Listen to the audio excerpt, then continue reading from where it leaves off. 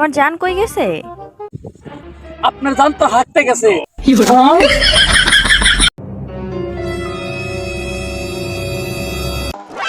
মন্দির সাওয়াল রে, আমার এলাকায় গাঁজা খাওয়া আমার কোনদিন খাওয়া চাচা ভুল হয়েছে, সরি।